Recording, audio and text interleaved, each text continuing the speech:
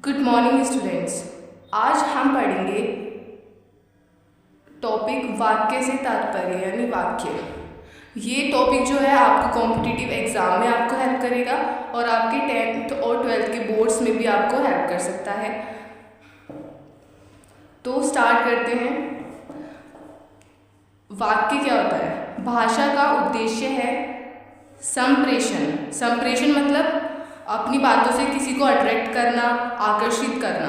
संप्रेषण वार्तालाप के माध्यम से होता है।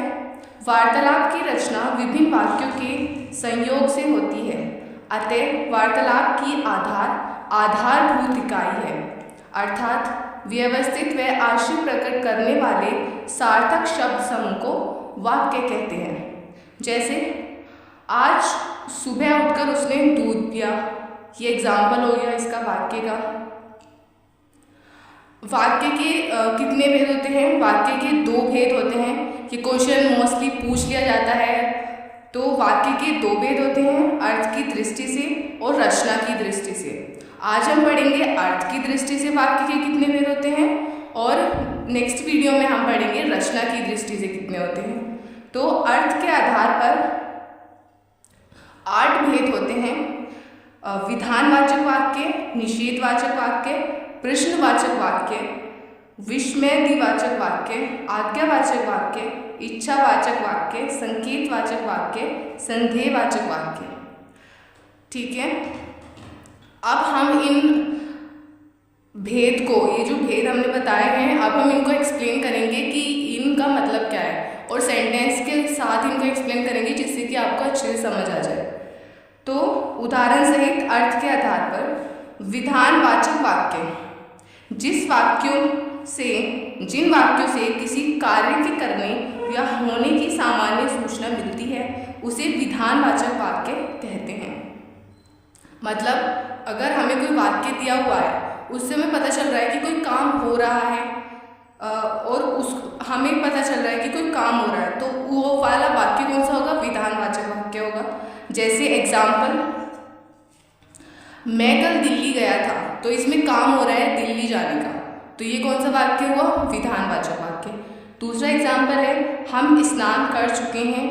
और थर्ड है, सूर्य पश्चिम में डूबता है। तो यहाँ पे कोई ना कोई काम हो रहा है, हमें काम करने का पता चल रहा है कि सूचना मिल रही है काम होने की, तो यहाँ पे कौन सा वाक्य है? ये विधानवाचक वाक्य। दूसरा है निषेधवाचक वाक्य, जिन वाक्यों से किसी कार्य की निषेध या ना होने का बोध हो। मतलब जिन वाक्यों में हमें पता चल रहा है कि ये काम नहीं हो रहा है या फिर मना कर दिया है या फिर नहीं हो रहा है, जिन वाक्यों में ज़्यादा मोस्टली इसमें क्या होता है, नहीं शब्द का प्रयोग होता है इन वाक्यों में, तो आपको इजीली पता चल जाएगा कि निषेधवाचक वाक्य है ये।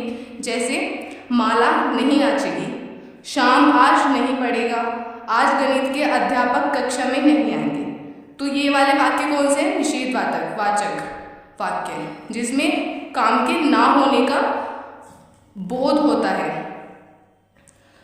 इसमें आप लोग याद कर सकते हैं कि जिन वाक्यों में भी आपको नहीं दिखे, तो वहाँ पे क्या हो रहा है? काम का ना होना दिखे, तो वहाँ पे क्या होगा? निषेधवाचक वाक्य। थर्ड है प्रश्नवाचक वाक्य, जिन वाक्यों में प्रश्न किया जाए, अर्थात किसी से कोई बात पूछी जाए। ये तो आपको समझ आ रहा होगा इजीली। प्रश्नवाचक से प्रश्नवाचक की जिस वाक्य में कोई क्वेश्चन पूछ रहा है, प्रश्न पूछ रहा है, तो वहाँ पे कौन सा वाक्य होगा? वो प्रश्नवाचक वाक्य। जैसे तुम पढ़ने कब जाओगे, तुम्हारा घर कहाँ है, क्या तुम खेलोगे? तो यहाँ इन वाक्यों में क्या है? प्रश्नवाचक वाक्य है।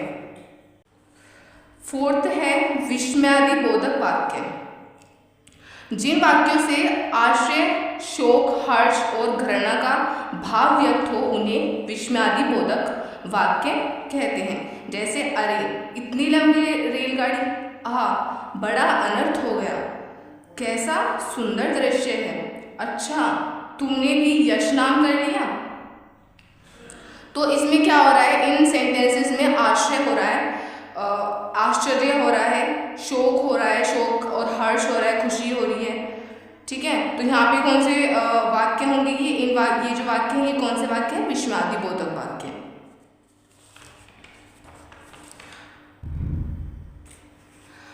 फिफ्थ है आज्ञावाचक वाक्य। जिन वाक्यों से आज्ञा या अनुमति देने का बोध हो उन्हें आज्ञावाचक वाक्य कहते हैं। जैसे अपना अपना काम करो, इसमें क्या दे रहे हैं हम, अब दूसरे इंसान को अपना काम करने की अनुमति दे रहे हैं। आप जा सकते हैं, इसमें अनुमति दे रहे हैं, हम अंदर आ सकते हैं और चुप रहिए। इसमें क्या है, इन वाक्यों में क्या हो रहा है, आज्ञा या अनुमति देने का बोध हो रहा है। तो ये वाक्य कौन से हैं, आज्ञावाचक वाक्य। सिक्स्थ है इच्छावाचक वाक्य। किसी कार्य, आशा या इच्छा को व्यक्त करने वाले वाक्य इच्छावाचक वाक्य होते हैं। जैसे ईश्वर तुम्हें लंबी आयु दे, नववर्ष मंगलमय हो, भगवान करे आपका सब काम हो जाए। तो ये जो वाक्य है कौन से वाक्य हैं, इच्छावाचक वाक्य हैं। इनमें कार्य की करने की आशा हो रही है, व्यक्त हो रही है, इच्छा व्यक्त हो रही है, तो ये वाक्य इच्छावाचक वाक्य हैं। संदेहवाचक वाक्य। जिन वाक्यों में कार्य के होने में संदेह अथवा संभावना का बोध हो उन्हें संदेहवाचक वाक्य कहते हैं। मतलब जिन काम में हमें कंफर्म ना हो ये काम होगा या फिर नहीं होगा, तो इनमें क्या होता है, हमें संदेह होता है। जैसे संभवतः वह सुधर जाए, वह शायद आए, शायद मैं बाहर चला जाऊंगा। तो इनमें क्या हो रहा है, संदेह हो रहा है। जैसे शायद, संभवतः, तो इन वर्ड्स का जिसमें प्रयोग होगा जिन भी वाक्य में, तो वे वाक्य संदेहवाचक वाक्य होंगे। 8 है संकेतवाचक वाक्य। जिन वाक्यों से एक कार्य के दूसरी क्रिया पर निर्भर होने का बोध हो उन्हें संकेतवाचक वाक्य कहते हैं। जैसे यदि छुट्टी हुई तो हम श्रीनगर अवश्य जाएंगे। तो यहाँ पे एक वाक्य क्या हो रहा है, एक वाक्य जो एक काम है वो दूसरे काम पे निर्भर है। जैसे यदि छुट्टी हुई, अगर छुट्टी होगी तभी हम कहाँ जाएंगे, श्रीनगर जाएंगे। तो यहाँ पे ये छुट्टी होने का काम कहीं श्रीनगर जाने पर निर्भर है। दूसरा, वर्षा होती तो फसल अच्छी होती। यहाँ पे वर्षा होने का काम जो है वो फसल पे निर्भर है, फसल उगने का काम वर्षा पे निर्भर है। थर्ड, आप आते तो समस्याएं दूर हो जाती। फोर्थ, आप घर आते तो चाय पिलाते।